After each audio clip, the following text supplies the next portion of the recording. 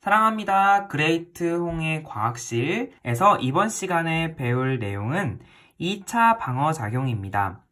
우리 몸의 비특이적 방어작용인 1차 방어작용 이후에 우리는 2차 방어작용을 하게 되는데요. 2차 방어작용은 병원체 감염 후에 나타나는 후천성 면역입니다. 그리고 1차 방어작용보다 반응이 일어나는데 조금 더 시간이 걸리고요. 반응이 일어난 후에 병원체에 대한 기억 능력을 가지게 됩니다. 그리고 이 특정 병원체의 종류를 인식하여 제거하는데요. 즉 세균이면 그 세균에 맞게, 그리고 바이러스면 바이러스에 맞게 이 특정 병원체의 종류를 인식하여 제거합니다. 그래서 우리 2차 방어작용을 특이적 방어작용이라고 하는 것이죠. 2차 방어작용의 종류를 간단히 한번 알아볼게요. 2차 방어작용은 세포성 면역, 그리고 체액성 면역 이렇게 구분합니다. 세포성 면역은 말 그대로 병원체에 감염된 세포를 죽이는 거예요. 여기서 가수분해라는 것은 분해할 때 물이 필요한 것이죠. 림프구라는 것은 백혈구의 일종이라고 생각하시면 되겠습니다. 보조 T림프구, 그리고 세포 독성 T림프구 이렇게 관여하는 세포성 면역이 있습니다. 그리고 체액성 면역은 1차 면역 반응과 2차 면역 반응으로 구분되는데요. 1차 면역 반응은 처음 보는 병원체가 들어왔을 때 바로 이 1차 면역 반응이 일어납니다. 그래서 항원의 1차 침입 시에 보조 T림프구와 B림프구라는 백혈구가 관여해서 이 항체를 생산해서 면역 반응이 일어나게 됩니다. 그리고 2차 면역 반응은요, 두 번째로 들어온 거예요. 그러니까 들어왔던 세균이 또 들어온 거죠. 들어왔던 바이러스가 또 들어온 거고요. 그래서 기억세포라는 것이 관여하게 되는데 저번에 들어왔었던 세균 또는 바이러스네 그때 그 정보 다 기억하고 있어. 자, 빠르게 항체를 생산하자. 형질세포가 더욱더 신속하게 빠르게 항체를 생산할 수 있는 특징을 가지고 있습니다.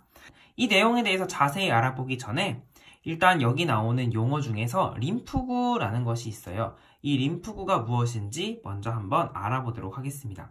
자, 여기에 사람의 뼈가 있는데요. 사람의 뼈 안에는 골수라고 불리는 부분이 있어요. 이 골수에는 줄기세포가 있는데 이 줄기세포에서 여러 가지 세포들을 만들어내게 됩니다. 일단 적혈구, 혈소판 이런 것들을 만들게 되고요. 그리고 이 백혈구, 1차 방어작용에 관여하는 백혈구 뭐가 있었죠? 네, 비만세포, 그리고 대식세포, 그리고 이 호중성 백혈구, 이 백혈구들이 1차 방어작용에 관여하는 백혈구들이었어요. 자, 이 백혈구들의 기능을 보면은 딱 한 가지씩밖에 없는 것처럼 보이는데요. 실제로 이 백혈구들은 아주 다양한 기능을 가지고 있습니다.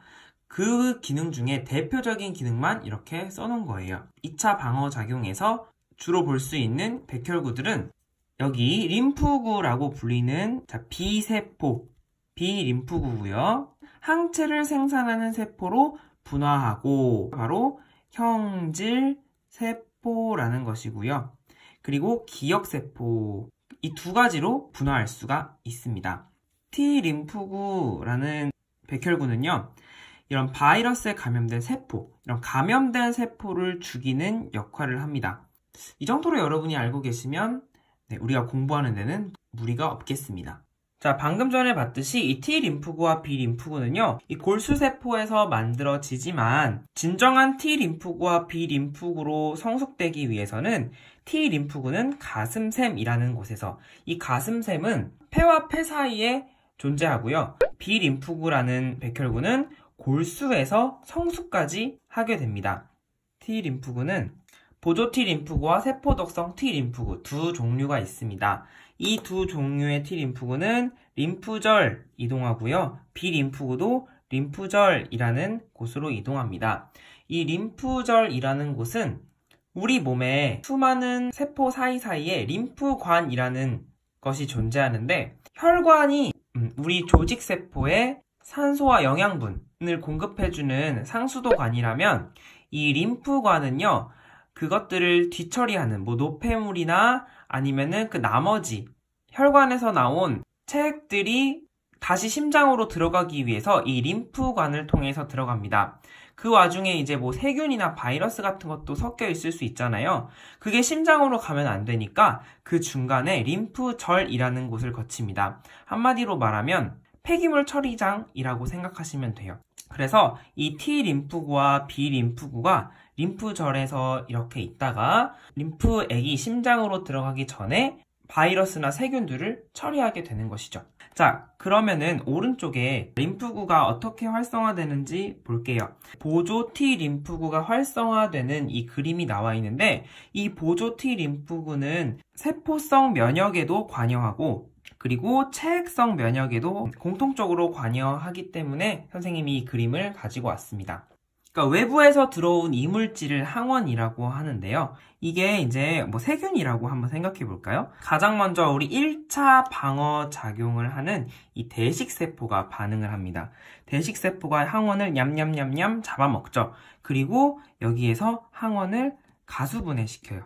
항원을 이제 가수분해시키면은 그 항원에 특별한 조각이 있죠. 이 조각을 그릇, 즉 수용체라는 것인데요. 자, 여기 초록색이 수용체라고 보시면 돼요. 수용체와 딱 조립해서 얹어가지고 세포 표면에다가 대식세포가 딱 이렇게 전시를 해놓습니다. 제시를 하는 거예요. 그러면은 T 림프구가 어디에 있다고 했죠? 림프절에 있다고 했죠? 이 림프절로 찾아가는 거예요. 림프절로 찾아갑니다. 그래서 이 항원의 어떤 특별한 구조, 지금 제시했으니까 이거랑 맞는 수용체를 가지신 보조 T 림프구 혹시 있나요? 하고 검색을 합니다. 그래서 이 항원을 인식할 수 있는 수용체를 가진 보조 T 림프구가 활성화됩니다. 그래서 이 보조 T 림프구가 활성화되는 것으로부터 바로 2차 방어작용이 시작되는 것이죠. 자, 그러면 2차 방어작용인 세포성 면역부터 한번 자세히 알아보도록 하겠습니다.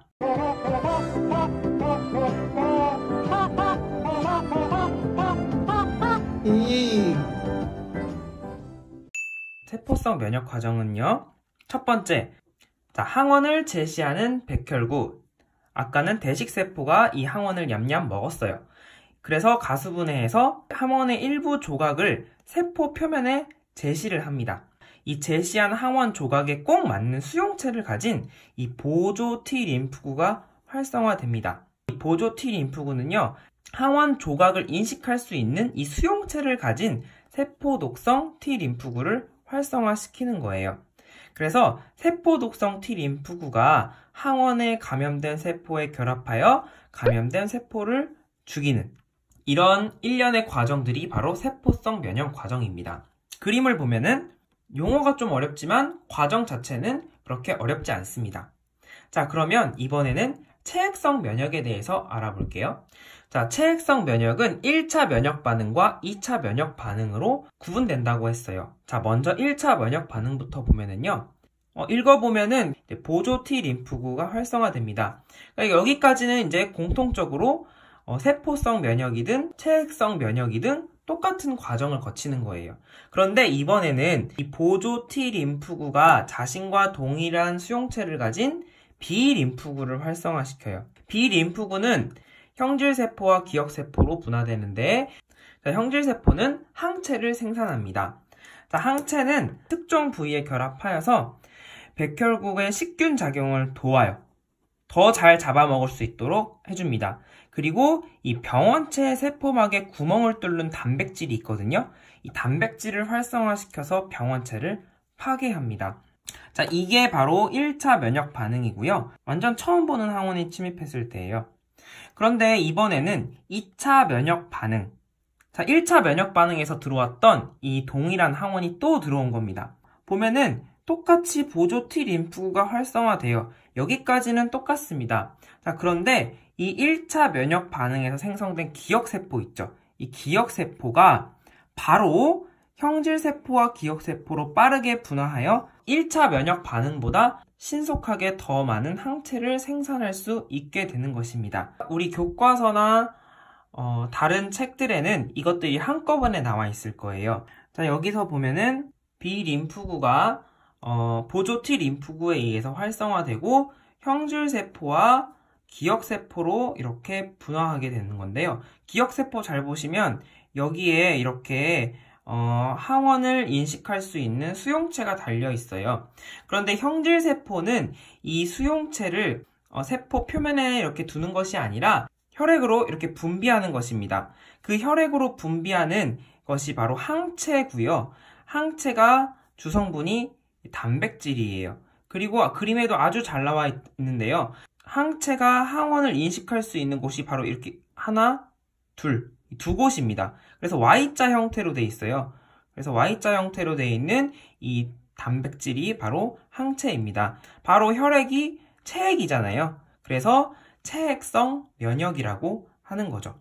그 중에 바로 혈장에 이 단백질 성분인 항체가 분비가 되게 되는 것이죠. 자, 그 다음에 2차 면역 반응은요, 항원이 이제 두 번째로 침입했을 때는, 자, 보조 T 림프구가 활성화되고, 이 보조 T 림프구가 바로 이 기억세포를 형질세포와 기억세포로 분화시키는 거예요. 여기 보면은 이 기억세포에 여기 수용체가 있잖아요. 그래서 이 수용체가 형성이 되어 있기 때문에, 그러니까 항체를 분비할 수 있는 정보를 갖고 있는 것이죠. 그래서 항체를 생성하고 바로 항원을 제거할 수 있는 것입니다. 1차 면역 반응보다 2차 면역 반응에서 좀 더 항체를 신속하고 많이 생성할 수 있다라고 하는데, 그 이유는 이 활성화된 이 보조 T 림프구가 B 림프구를 찾아다녀요.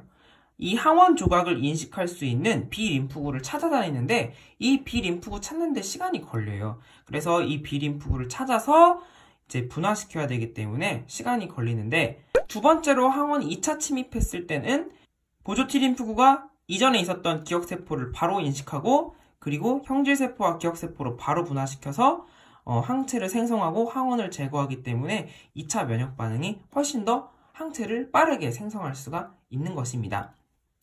자, 이것을 이용해서 우리는 예방주사라는 것을 개발하는데요. 그 내용도 한번 살펴보도록 하겠습니다.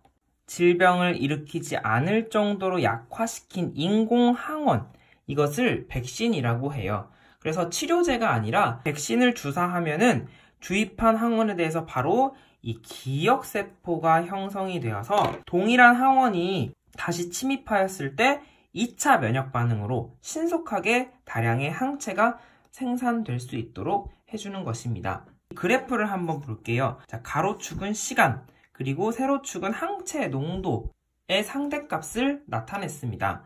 자, 항원 A가 든 백신을 맞았어요.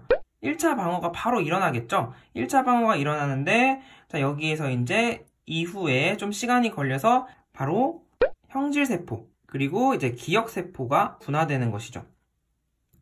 자, 이번에는 항원 A도 들어왔고, 항원 B 두 개를 동시에 주사했어요. 자, 그렇게 보니까 항체 A는 빠르게 항체 농도가 올라가고 있죠. 그래서 이것이 바로 이제 2차 면역 반응이라고 보시면 되겠습니다. 여기는 이제 1차 면역이라고 보시면 되고요. 자, 그런데 지금까지 보지 못한 전혀 새로운 항원이 들어왔기 때문에 이 항원 B에 대해서는 항체 B가 형성이 되는데 1차 면역 반응이 일어나게 되는 거죠. 그래서 설명을 보면은 1차 침입 시에는 항체가 생성되기까지 시간이 지연되고 항체 생성 속도가 느리며 생성되는 항체의 농도가 낮다, 이렇게 돼 있어서 1차 면역 반응이라고 나와 있습니다. 이제 항체가 2차로 침입했을 때는요, 이 기억세포가 형성이 되어 있어요. 그래서 2차 면역 반응, 즉 항체가 빠른 속도로 생성되고 항체 농도도 높을 수 있는 이런 2차 면역 반응이 일어납니다. 자, 항원 B에 대해서는 처음 항원 B가 침입한 것이니까 1차 면역 반응이 일어나는 것이죠. 자, 이렇게 해서 우리가 예방주사를 통해서 1차 면역 반응을 유도한 후에 실제로 그 병원체, 즉 항원이 들어왔을 때 2차 면역 반응을 유도해서 우리가 빨리 그 항원, 병원체를 제거할 수 있도록 도와주게 되는 것이죠.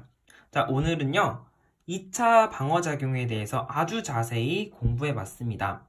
이 개념이 헷갈리지 않게 잘 정리해 두시면 좋겠습니다. 다음 시간에는 항원 항체 반응을 이용한 혈액형 판정과 수혈에 대해서 공부해 보도록 하겠습니다. 구독과 알림 설정 부탁드리고요. 지금까지 그레이트 홍쌤이었습니다. 안녕!